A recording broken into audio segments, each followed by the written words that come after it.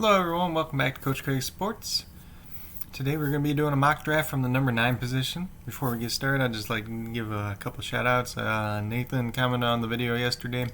He was saying a lot of people are staying away from Bell and Gurley this year. I think that's pretty true in a lot of leagues. I'd say more people are going after Gurley than Le'Veon Bell.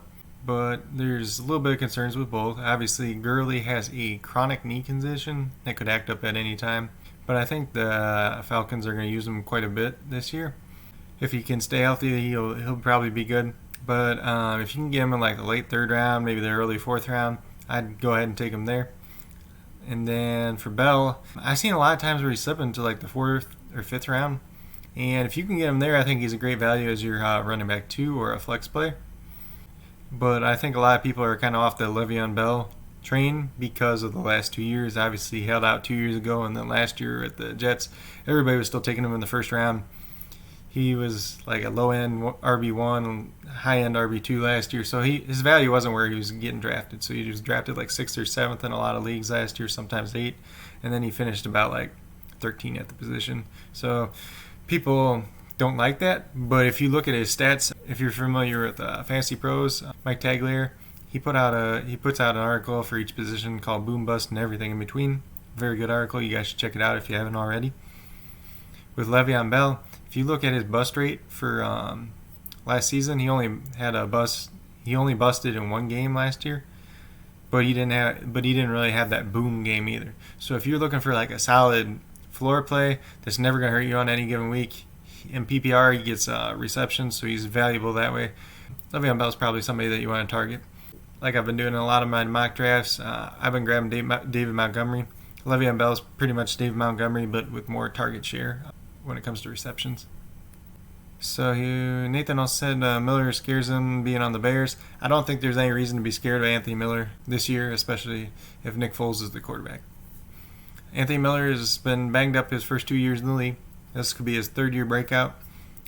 Taylor Gabriel wasn't involved in the offense when he was hurt. Anthony Miller put up good numbers.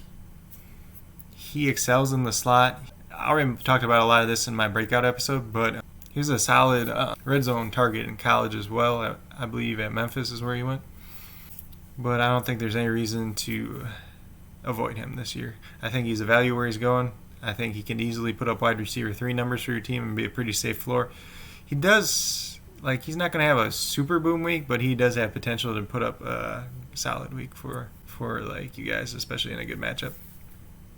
And then he said that he liked the Preston Williams pick. I love Preston Williams personally, but I think this year you just got to temper your expectations coming in the season. Obviously, he's coming off an ACL tear.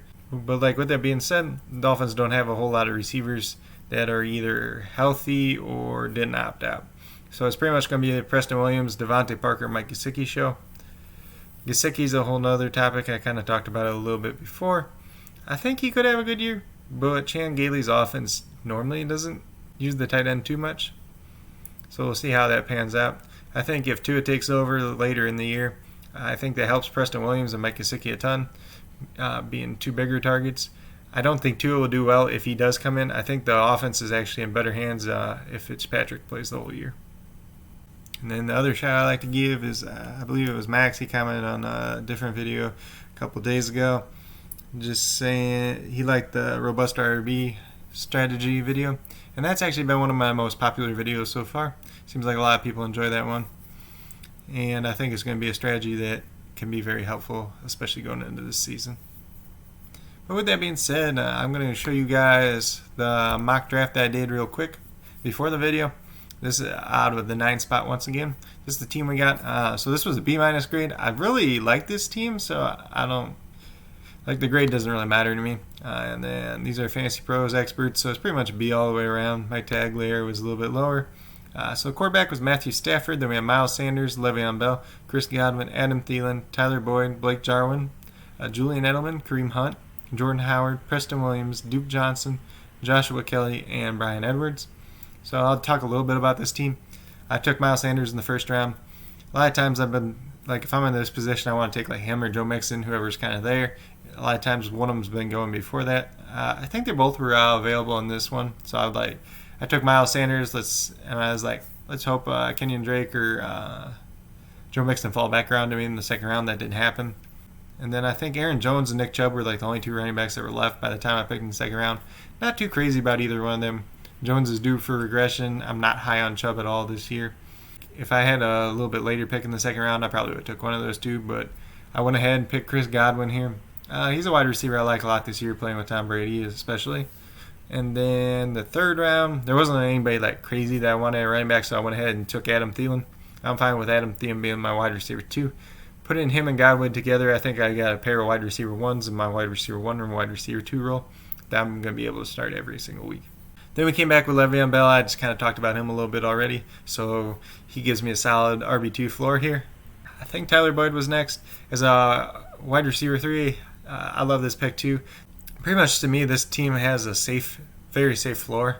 You don't have like major booms on the team, but like when Miles Sanders has that big boom week, you're probably going to beat everybody. Chris Godwin could have a big boom week. Thielen could have, but they're guys that can boom, but they have a safe floor as well. And I think Tyler Boyd pairs perfectly in with that as a wide receiver 3. He's been wide receiver 2 like the last 2 years. After him, we took Julian Edelman.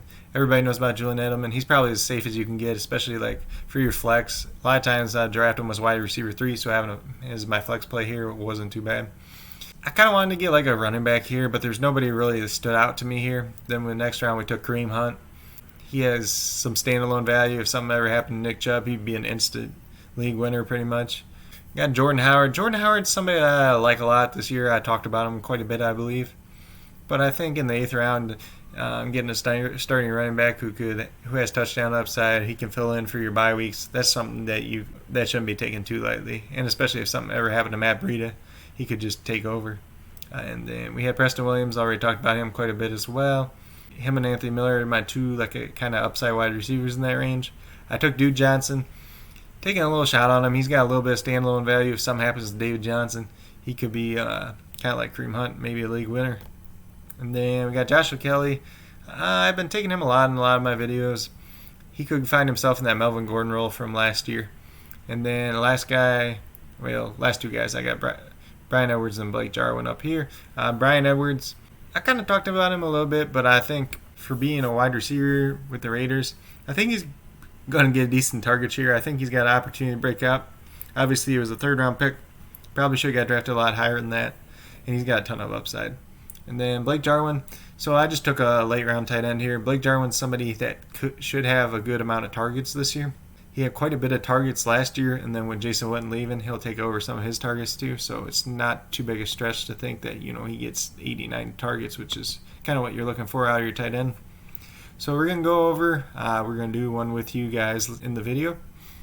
So everything's set up the exact same way. 12-team draft, PPR scoring, and number 9 pick here. So we'll get started. See how all goes before our number 9 pick here. So it looks pretty standard so far. We got, Saquon went number 1, so I guess that probably is not standard. Sometimes you'll see Saquon go ahead of McCaffrey. Just depends on your league. Then Alvin Kamara went number 3. Ezekiel Elliott went number 4. Michael Thomas number 5. Dalvin Cook number 6. Devontae Adams, and then Derrick Henry. So sometimes you guys will be seeing, and probably in a lot of leagues, you'll be seeing Clyde Edwards-Helaire going up here now. Personally, I'm not drafting him in the 1st round. If he falls to the 2nd round, I'll consider it then. I got him projected to be like a top 10, 11 running back right now. He definitely has upside for more, but there's players out there that are a little bit safer. I would consider safer than him. So I don't want to take too big a risk, especially in the 1st round. So at this point, we took Miles Sanders in the other video, so we'll take Joe Mixon in this one, and then we'll see what happens on the way back around for us. So it looks like Joe Mixon, Julio, Kenyon Drake, Clyde Edwards-Helaire, Miles Sanders, DeAndre Hopkins, and George Kittle. So now we're in an interesting position. We can grab somebody like Tyreek Hill here. We can grab Chris Godwin. Allen Robinson and Kenny Galladay are both there. And then running back, we could grab an Austin Eckler, Josh Jacobs, Aaron Jones, or Nick Chubb. So here, if I'm taking somebody, I'm probably going to take like an Austin Eckler since this is PPR, or I could take a Tyreek Hill shot here. I really haven't picked Tyreek Hill at all. I think in this round, though, he's decent value. If you see over here, his ADP is 10. This is picking like number 16. I haven't picked him yet. We'll just take him, kind of see how it pans out for us. But with taking a guy like Tyreek Hill, he's going to have some of them boom weeks, but then he's also going to have weeks that aren't as good. So you're going to want to pair him with a couple other safer wide receivers. So running back, we'd be looking at like Leonard Fournette, Chris Carson. So that tier that I was trying to pick if I was going to pick a running back in the third round really isn't there. Wide receiver, I'm not really crazy about. So you got Juju, Odell, Cooper Kupp, Calvin Ridley. I like Ridley. I think he'd be a good second wide receiver, but I'd rather take him in the fourth round than the third round. I'm not really trying to take a tight end, not really trying to take a quarterback. So here I think we either look at, I don't know. This one's kind of tough. Because you could get like a Cooper Kupp, you could get Odell. Maybe we just shoot for the moon and get like Odell or Juju here. Let's just try Odell. I was going to see if Calvin Ridley would come back around to us. Obviously, he didn't. That would have been pretty great if we could have had Tyreek Hill, Calvin Ridley, and Odell Beckham. But obviously, that didn't happen. We could grab another wide receiver here. There's still quite a few good ones, so I don't want to reach too bad for a wide receiver too. I think I'm just going to take Bell here. Like I said, in the fourth round, I think you can do a lot worse, especially 40th overall. If he finishes, he should finish the season probably running back 15 or so. So that next group of wide receiver 3 that I would have been looking at is kind of gone. I think I'm going to take David Montgomery here. So we're getting some of the safety here, or that safer floor. So we're getting Le'Veon Bell, we're getting David Montgomery. Joe Mixon I would consider a pretty safe player as well. Then we got kind of our boom players in Tyreek Hill and Odell Beckham Jr. So I'm just trying to balance everything out, especially for this team. So here we can do a Tyler Boyd, Julian Edelman. You could do a Michael Gallup, Marvin Jones, Will Fuller, Brandon Cooks. So since our other wide receivers are kind of boomy, like boom bust, I'm probably not going to take these guys here. You're probably going to want to take somebody safer like Tyler Boyd or Julian Edelman, just kind of balance it out. So I think we're probably just going to go Tyler Boyd again. After this pick, we'll just kind of look over our team real quick. I know Marvin Jones just came off the board, but he's kind of somebody he's grown on me a lot this year. Obviously, this is with ETR, so it's expert consensus rankings. So he's ranked a little bit higher in the expert consensus rankings, which I totally understand. If you look at a lot of his metrics from last year, even though he didn't play the whole season, they're pretty impressive. His target share that he was getting, his red zone targets, you look at his touchdowns that he did have, even though he did have a 4-touchdown game. You put all that together, and he's a guy that should be a solid wide receiver 3 or flex play. But you kind of want to draft him as your wide receiver 4. You don't want to have to draft him as your wide receiver 3. So we got Joe Mixon, Le'Veon Bell, Tyreek Hill, Odell Beckham Jr., Tyler Boyd, and David Montgomery so far. So we got a full bench to fill, a tight end and quarterback still. So we got a guy like Jamison Crowder, Deontay Johnson here, Anthony Miller, running back. There's still Kareem Hunt out there. I think we're going to take Deontay Johnson. I was taking him a lot earlier in the year in mock drafts. I haven't been doing as much lately because he kind of slipped up to the 7th round instead of the 8th round. But with that being said, he still has a ton of upside.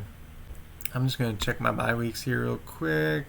So Beckham and Boyd both have the same bye week. Le'Veon Bell and Montgomery do as well.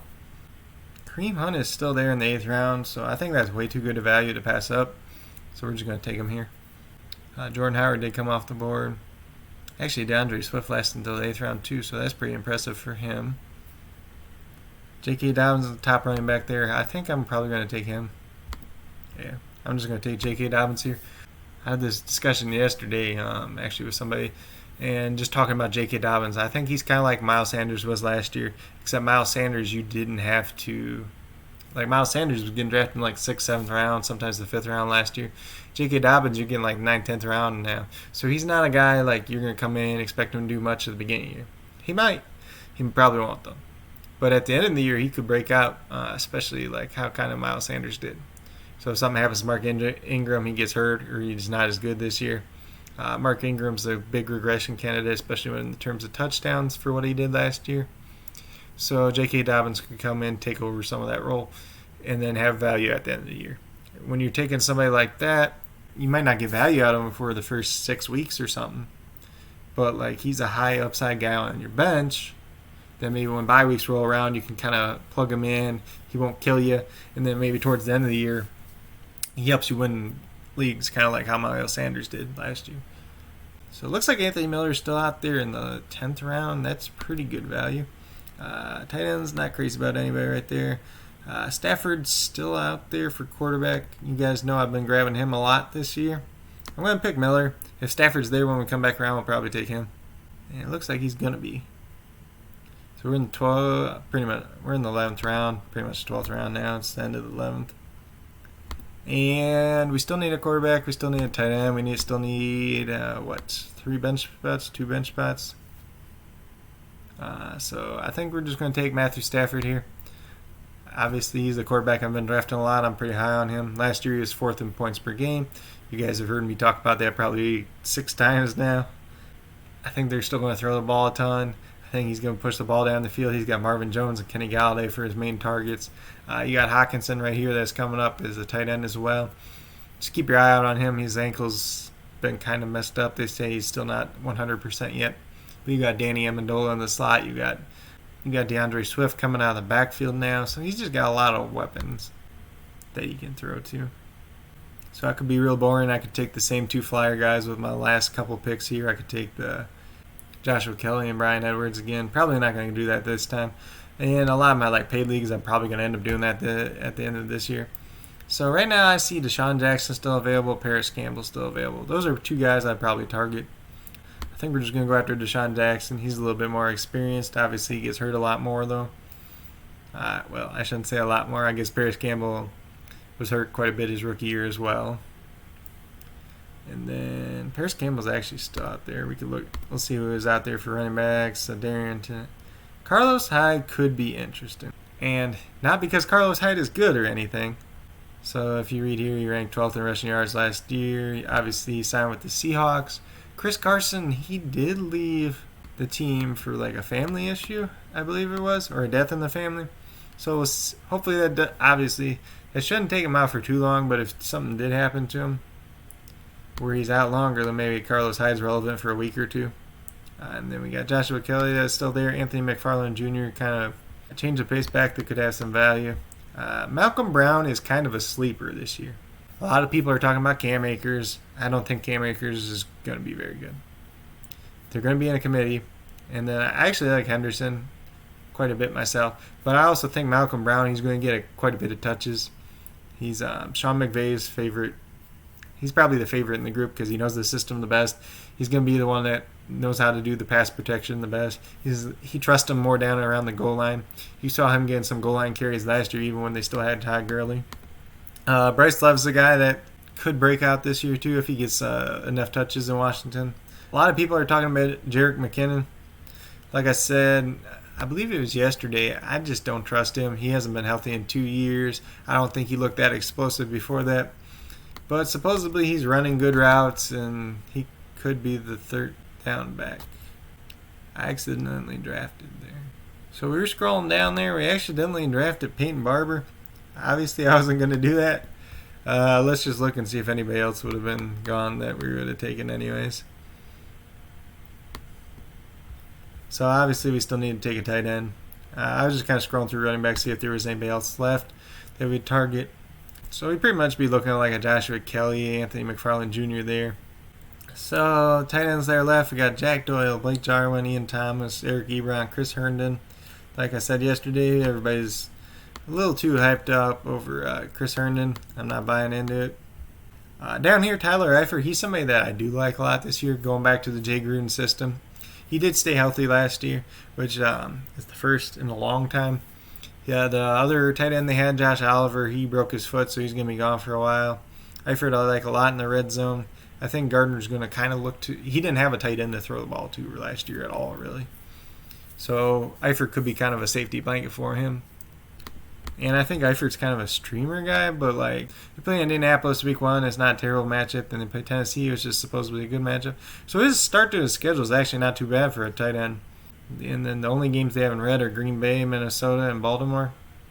And I don't think Green Bay is that bad a game because they brought in Kirksey as the linebacker, but I don't think their linebackers are that great at covering the tight end. For the sake of the video, we are going to take Tyler Eifert with our last pick.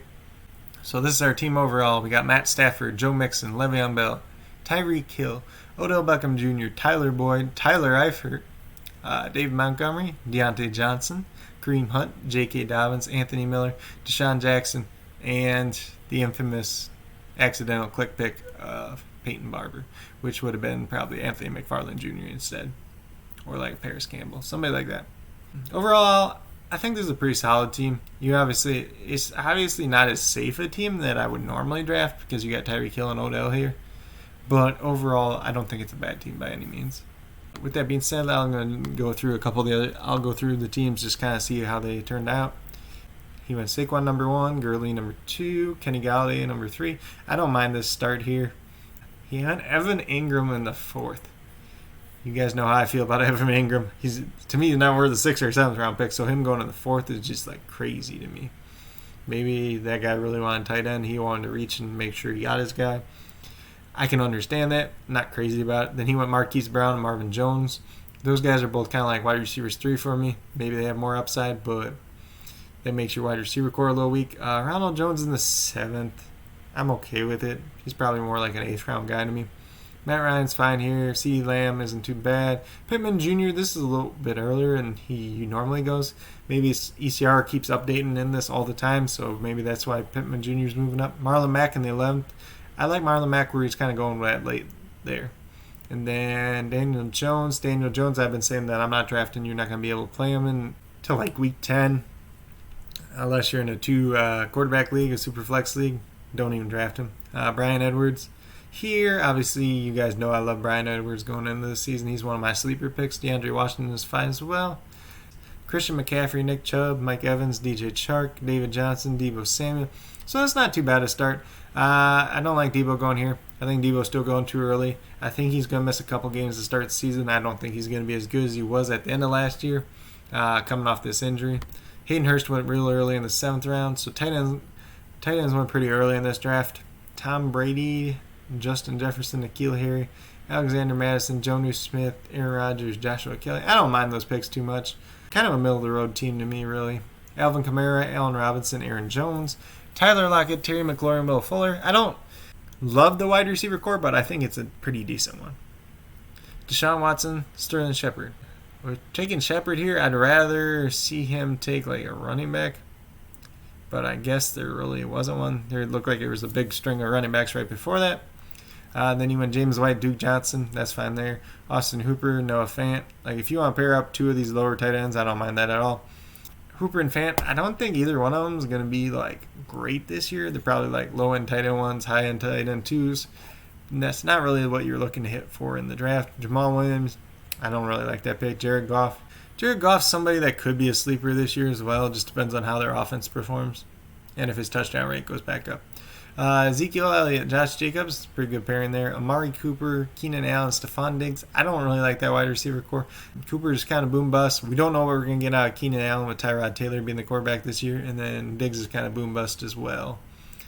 Then we got Russell Wilson, Devin Singletary, Darius Slayton, Jerry Jeudy, Jalen Reagor, Jared Cook, Chris Thompson, Damon Harris, and Blake Jarwin. So overall, I don't really like that team.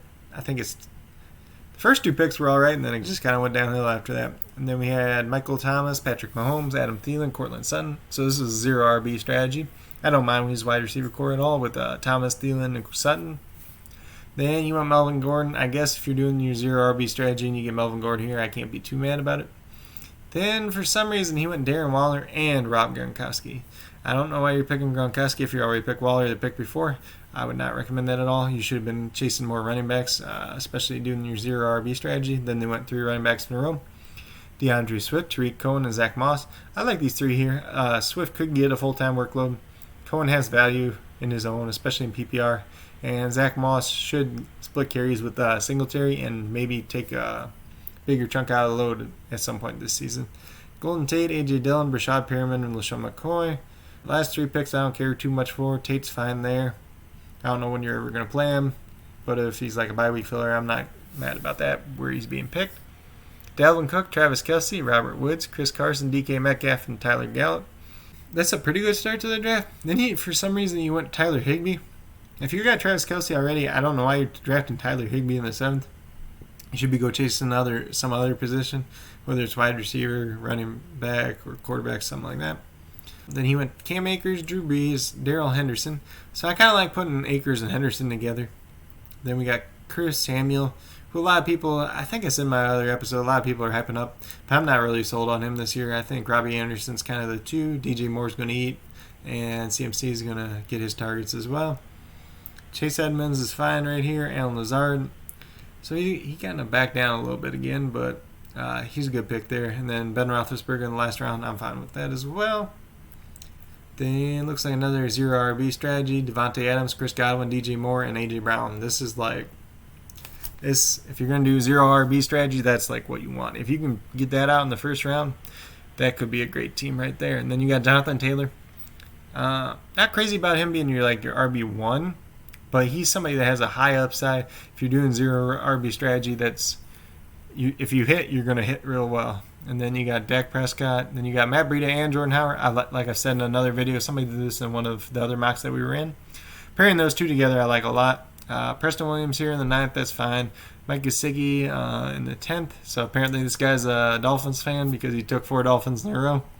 Might just be a coincidence, but I don't mind those picks at all. And then we got Latavius Murray with zero RB strategy. I think he's a great pick there as well. Justin Jackson. What I said about Joshua Kelly, it could be Justin Jackson as well.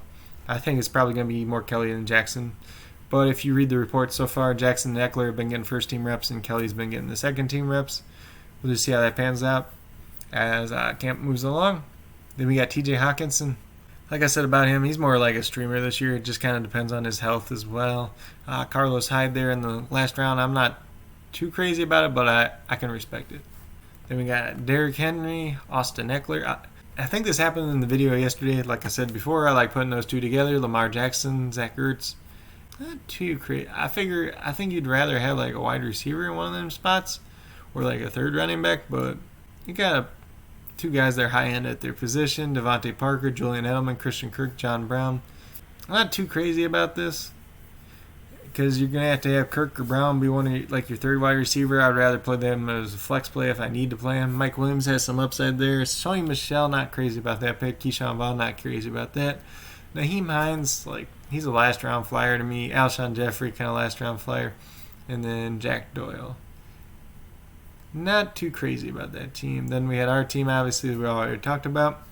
And then it looks like the team after us looks like they went zero RB as well. They have Julio Jones, George Kittle, Juju Smith-Schuster, Calvin Ridley. I like this team quite a bit. Sometimes you've been seeing people put Ridley and Jones on the same team. I think I actually did it one of the mocks where I thought about doing it. I don't think it's the worst thing in the world, but if for some reason Atlanta struggles throwing the ball, Matt Ryan struggles throwing the ball, it could hurt you a lot in 1 week. Then we have Mark Ingram, Raheem Mostert.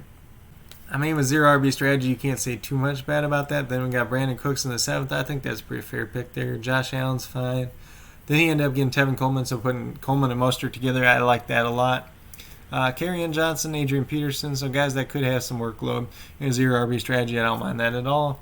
Robbie Anderson's fine there. Jimmy G, if you want to take Jimmy G there, that's okay, I guess. Then Darrington Evans. So then let's see, we got Kenyon Drake, DeAndre Hopkins. Kind of interesting there as they're both Cardinals. Might not want to put both those two guys together on the same team. But if it's a high scoring offense, it could work out. Mark Andrews, we'd already talked about a little bit before in other episodes. More like a 4th round tight end to me. But at the end of the 3rd round, it's pretty much the same thing. James Conner is fine there. T.Y. Hilton, Jarvis Landry, and Jameson Crowder. I don't mind those guys there where they got taken.